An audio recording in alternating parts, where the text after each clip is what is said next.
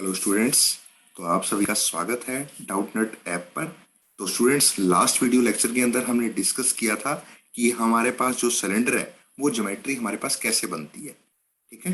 तो इस video lecture के थ्रू हम सीखेंगे कि जो हमारे पास एग्जांपल्स हैं based on solid geometry of cylinder, तो वहां से एग्जांपल की हेल्प से हम समझेंगे कि हमने सॉलिड ज्योमेट्री कैसे बनानी है और इसके अंदर जो एरियाज हैं हमारे पास कर्व्ड सरफेस एरिया और टोटल सरफेस एरिया, ये हम क्यों फाइंड करते हैं और किस केस में हमने इनको फाइंड आउट करना होता है। ठीक है। तो अब हम चलते हैं हमारे लेक्चर की ओर। देखिए स्टूडेंट्स, अब आप मेरी स्क्रीन पर आ गए हैं। तो देखिए ये screen, I hope it is visible to everyone. तो देखिए स्टूडेंट्स, इसके अंदर हमने करना क्या है। देखिए सबसे पहले आपके पास क्या है, एक एग्जांपल है। इस एग्जांपल की हेल्प से हम समझेंगे कि सिलेंडर को हमने कैसे आइडेंटिफाई करना है और आइडेंटिफाई करने के बाद हमने जो एरियाज फाइंड आउट करने हैं वो कैसे करने हैं। ठीक है। तो ये 9th क्लास के लिए बहुत इंपॉर्टेंट टॉपिक है। इसको अगर आप अच्छे से समझेंगे तो आपके मार्क्स भी अच्छे आएंगे और प्लस जो अब जब आप हायर स्टडीज में जाएंगे तो वहां पर भी ये सब्जेक्ट आपको बहुत हेल्प करेगा। ठीक है। तो ये ऑल बोर्ड्स के अंदर अवेलेबल है, सीबीएसई बोर्ड के अंदर अवेलेबल है। तो ये जितने भी हमारे पास 9th क्लास रिलेटेड बोर्ड्स हैं तो सब में ये चैप्टर बहुत इंपॉर्टेंट रोल प्ले करता है। तो students, now move to the example number 3। देखिए इसके अंदर क्या है, Savitri had to make a model of a cylindrical. देखो हमारे पास क्या है, एक टेलीस्कोप है। तो ये टेलीस्कोप की शेप क्या है, आपके पास सिलेंड्रिकल शेप है और ये उसको अपने साइंस प्रोजेक्ट के लिए बनाना था। ठीक है। She wanted to use chart paper to make the curved surface area of the telescope। ठीक है। तो यहाँ पर क्या है कि उसको क्या करना था, चार्ट पेपर की हेल्प से उसको क्या बनाना था, curved surface area of the telescope.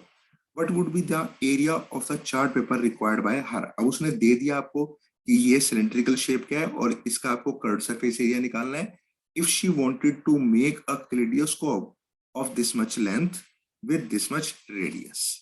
ठीक है। आपको लेंथ गिवन है, रेडियस गिवन है, पाई की वैल्यू गिवन है, आपसे कर्व्ड सरफेस एरिया पूछा हुआ है और आपके पास जो टेलीस्कोप है उसकी शेप क्या है, सिलेंड्रिकल शेप। ठीक है। तब आपके पास हो जाएगा, इजिली हो जाएगा। ये कर्व्ड सरफेस एरिया का फॉर्मूला क्या होता है, हाँ जी, 2πr/h। तो ये हम लगा देंगे बेटा, ये फॉर्मूला।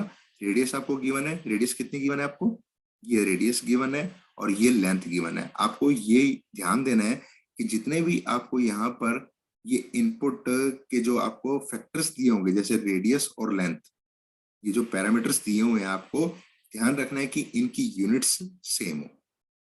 ठीक है। तो रेडियस की भी यूनिट क्या है, सेंटीमीटर, और हाइट की भी यूनिट क्या है, सेंटीमीटर। ठीक है। एरिया ऑफ चार्ट पेपर, ये चार्ट पेपर चाहिए क्योंकि आपको कर्व्ड सरफेस एरिया बनाना है इसका। तो 2πr/h लगाकर हम क्या निकाल सकते हैं, इसका जो हमें चार्ट पेपर का एरिया रिक्वायर्ड था। तो चार्ट पेपर की जो लेंथ होगी वो कितनी होगी, 2πr, और जो उसकी विड्थ होगी वो हाइट के इक्वल होगी। तो 2 × पाई की वैल्यू या तो 3.14 यूज करो या 22/7 यूज करो। रेडियस आपको दिया हुआ है, हाइट आपको दी हुई है और आपका आंसर किसमें आएगा, सेंटीमीटर स्क्वायर में। ठीक है। क्योंकि यहाँ पर रेडियस की यूनिट क्या है, सेंटीमीटर, और हाइट की यूनिट क्या है, सेंटीमीटर। तो सेंटीमीटर क्रॉस सेंटीमीटर क्या हो जाएगा, सेंटीमीटर स्क्वायर। ठीक है।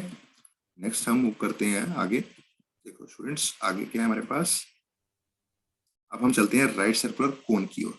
तो सबसे पहले कोन आपने कैसे बनाना है, कोन को आप कैसे आइडेंटिफाई करेंगे, कोन के अंदर कौन कौन से हमारे पास क्या होंगे, आउटपुट रिस्पॉन्स होंगे, जैसे कि कर्व्ड सरफेस एरिया या फिर टोटल सरफेस एरिया। तो देखते हैं हम आगे। So far we have been generating solids by stacking up congruent figures। अब congruent figures क्या होती हैं, जिनकी शेप और साइज क्या हो, एक जैसा हो। तो जैसे आपने सर्कुलर बेस के ऊपर सर्कुलर बेस आपने एक स्टैक अरेंज किया, यहां पर आप क्या कर रहे हो, कॉन्ग्रुएंट फिगर्स को आपने अरेंज किया, उनको स्टैकअप किया। ठीक है। Incidentally such figures are called, ऐसी फिगर्स को हम क्या बोलते हैं, प्रिज्म्स, जिसके अंदर हमने कॉन्ग्रुएंट फिगर्स को स्टैकअप किया। लेकिन यहां पर हम दूसरी तरह के सॉलिड को डिस्कस करेंगे जो कि प्रिज्म नहीं है। इन सॉलिड्स को हम क्या बोलते हैं, पिरामिड्स। ठीक है। तो ये हमने नहीं देखना, let us see how we can generate them. ये हमने नहीं देखना कि उनको हमने कैसे जनरेट करना है, ये आपके मॉडलिंग का पार्ट है। ठीक है, तो एक्टिविटी को हम रहने देते हैं।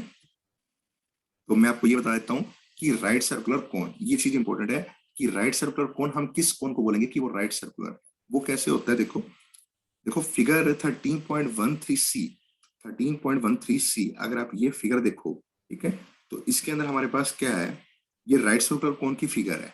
ये point A is called the. अब यहाँ पर क्या है बेटा कि आपने कैसे आइडेंटिफाई करना है कि ये जो कोन है वो राइट सर्कुलर कोन है। वो कैसे आइडेंटिफाई करोगे, देखो ये जो बेस होता है कोन का, ये जो बेस है, इसके ऊपर आपको ये हाइट दिखाई दे रही है।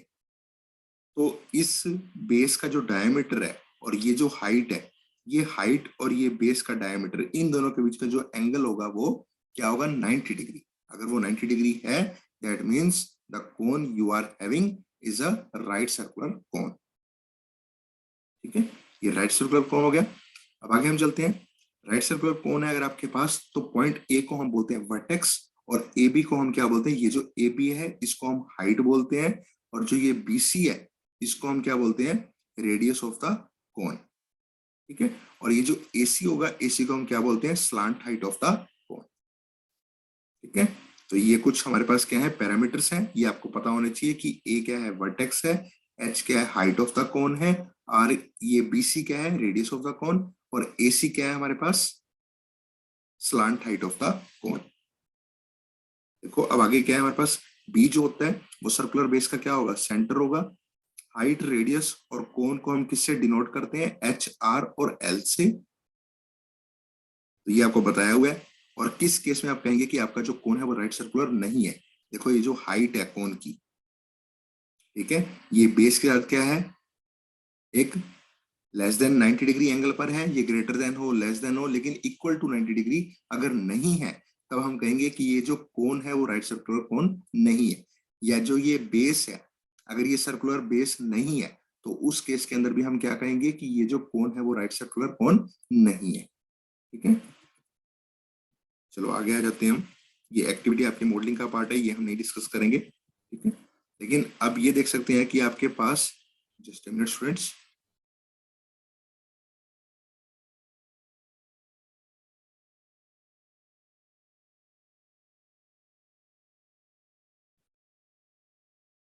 हाँ जी, देखिए स्टूडेंट्स क्या है बेटा, इसमें आपके पास, अच्छा ये देखो, यहाँ पे आपके पास क्या है कि जो कर्व्ड सरफेस एरिया होता है कोन का, वो हम कैसे बनाते हैं। देखो कर्व्ड सरफेस एरिया में क्या होता है कि जो आपके पास ये एक फिगर है 13.15C, ये क्या बनाता है, सर्कुलर बेस बनाता है। ठीक है, ये सर्कुलर बेस है इस कोन का। अब इसके अंदर क्या है कि आपके पास है ना डिफरेंट ट्रायंगल्स हैं। इन ट्रायंगल्स को अगर आप ऐड करते हो, ठीक है, इन ट्रायंगल्स को अगर आप ऐड करते हो तो आपको क्या मिल जाता है, area of the paper which you will require to form a cone और अ राइट सर्कुलर कोन। ठीक है, तो यहां पर देखो कि जो आपके पास बेस था, इसके अंदर आपके पास जो ट्रायंगल्स हैं, इन ट्रायंगल्स को जब आप सम अप कर दो, इन ट्रायंगल्स को जब आप ऐड कर दो, तो आपके पास क्या आ जाएगा कि आपको पीस ऑफ पेपर कितना रिक्वायर्ड है इस कोन को बनाने के लिए। ठीक है, तो ये जो होगी एल, ये हाफ इंटू बेस इंटू में हाइट, ऐसे होता है ना। तो ये जो हाइट है ना बेटा, ये क्या होगी आपके पास, सरकमफ्रेंस होगी, और ये आपके पास बेस होगा। ठीक है,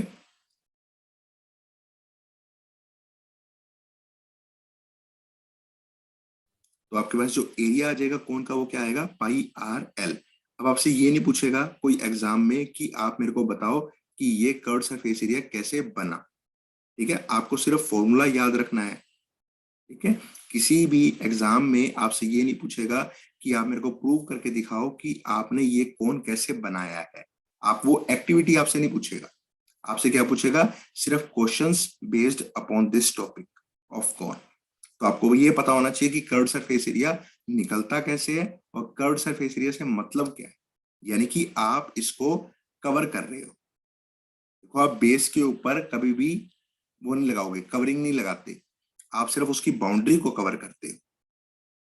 ठीक है, तो कर्व्ड सरफेस एरिया हमारे पास क्या आ जाएगा, पाई आर एल। और एल हम कैसे निकालते हैं, ये हमारे पास एक पाइथागोरस थ्योरम लगती है, और L square equals to R square plus H square. ठीक है, और एल हम कैसे निकालेंगे, बेस रेडियस का स्क्वायर और हाइट का स्क्वायर, इन दोनों को ऐड करो, फिर इसका स्क्वायर रूट ले लो। ठीक है, ये जैसे निकाला भी हुआ है। और टोटल सरफेस एरिया में क्या होता है, हम इसके बेस को भी कवर कर रहे हैं। तो pi r l curved surface area, अगर हम बेस के ऊपर भी पेंट कर रहे हैं या वहां पर कवरिंग लगा रहे हैं, तो पाई आर एल प्लस में पाई आर स्क्वायर। ठीक है, चलिए हम इसके कुछ क्वेश्चंस करते हैं। Find the curved surface area of a right circular cone whose slant height. अब ये देखो स्लांट हाइट क्या है, एल की वैल्यू आपको दी हुई है, बेस रेडियस आपको दिया हुआ है, और आपको कर्व्ड सरफेस एरिया यानी कि पाई आर एल आपको लगाना है। ठीक है, तो पाई की वैल्यू 22/7, आर की value base radius 7 centimetre, slant height आपको दी हुई है, आंसर किसमें आएगा, सेंटीमीटर स्क्वायर। और चेक क्या करना है आपको, इस फॉर्मूला को अप्लाई करने से पहले जितने भी आपके पास ये पैरामीटर्स हैं, इनकी सबकी यूनिट्स क्या होनी चाहिए, सेम होनी चाहिए। ठीक है, अगला क्वेश्चन देखो, हाइट ऑफ अ कोन, एक कोन की हाइट आपको दे रखी है, ये क्या है, आपको h की वैल्यू दे रखी है। जब भी हाइट बोले तो यानी कि जो परपेंडिकुलर आपके पास क्या है, वर्टेक्स टू जो बेस का सेंटर है उस तक का डिस्टेंस। ठीक है, तो ये आपको हाइट दे रखी है, बेस रेडियस दे रखी है, आपको कर्व्ड सरफेस एरिया और total surface area find out करना है। तो कर्व्ड सरफेस एरिया के लिए पाई आर एल। ठीक है, एल आप कैसे निकालेंगे, R square plus H square, फिर उसके बाद स्क्वायर रूट। ठीक है, ये आपके पास एल आ जाएगा। और कर्व्ड सरफेस एरिया में पाई आर एल, रेडियस आपको गिवन है, स्लांट हाइट आपको गिवन है, पाई की वैल्यू 22/7 रखो या 3.14 ले लो, as per the choice of yours. Total surface area pi r l plus में पाई आर स्क्वायर। ठीक है, अब ये देखो एक हमारे पास ये क्वेश्चन है, example number 6, a corn cob shaped somewhat like a, अब इसको हम बोलते हैं कॉर्न कोब। ठीक है, shaped somewhat like a cone has the radius of its broadest end। जो ब्रोडेस्ट होएगा उस एंड के ऊपर, ये ब्रोडेस्ट है, ये हमारे पास क्या है, नैरो वन है। ठीक है, ये ब्रोडेस्ट है, तो ब्रोडेस्ट एंड की जो रेडियस है वो कितनी है, 2.1 सेंटीमीटर, और जो इसकी लेंथ है, ठीक है, लेंथ किस में बोल रहा है, वो हाइट की फॉर्म में। ठीक है, length in terms of height कितनी है हमारे पास, 20 centimetre. If each 1 centimeter square of the surface of the cob carries an average of 4 grains, तो 1 सेंटीमीटर स्क्वायर के ऊपर अगर आप ऑन एन एवरेज कंसीडर करें तो कितने ग्रेन्स हैं वहां पर, 4 ग्रेन्स हैं। आपको फाइंड आउट क्या करना है, how many grains you would find on the entire cob, पूरी कोब के ऊपर कितने ग्रेन्स हैं। तो कैसे फाइंड आउट करोगे, देखो सबसे पहले सॉल्यूशन की ये जो स्टेटमेंट है या जो ही आपको एक पैराग्राफ दी हुई है, इस पैराग्राफ को अच्छे से रीड करो। देखो इसके अंदर क्या है, since the grains of corn are found only on the curved surface area of the corn cob.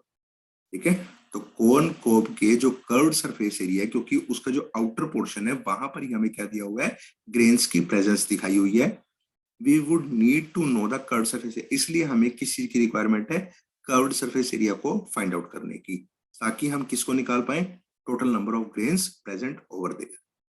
In this question we are given the height of the cone। इस क्वेश्चन के अंदर हमें क्या दिया हुआ है, हाइट दी हुई है, so we need to find its, हमें हाइट दी हुई है। और आपको पता है कि कर्व्ड सरफेस एरिया के अंदर हमें पाई आर एल, रेडियस हमें पता है लेकिन हमें स्लांट हाइट नहीं पता, तो हम सबसे पहले स्लांट हाइट को फाइंड आउट करेंगे। कैसे करेंगे, R square plus H square, उसके बाद हम अंडर रूट अप्लाई करेंगे, तो ये स्लांट हाइट आ जाएगी हमारे पास। कर्व्ड सरफेस एरिया क्या होता है, पाई आर एल, फिर 1 सेंटीमीटर स्क्वायर के ऊपर कितने नंबर ऑफ ग्रेन्स प्रेजेंट है और इतने सेंटीमीटर स्क्वायर के ऊपर कितने होंगे, तो हम क्या करेंगे, इन दोनों को मल्टीप्लाई कर देंगे, यानी कि ये 530.92। अब हम इसे एक बिगर नंबर कंसीडर करेंगे, यानी कि 531। This is the approximate value of number of grains present over the corn cob. ठीक है, this is the number of grains present on the cob। Thank you all. Thank you so much.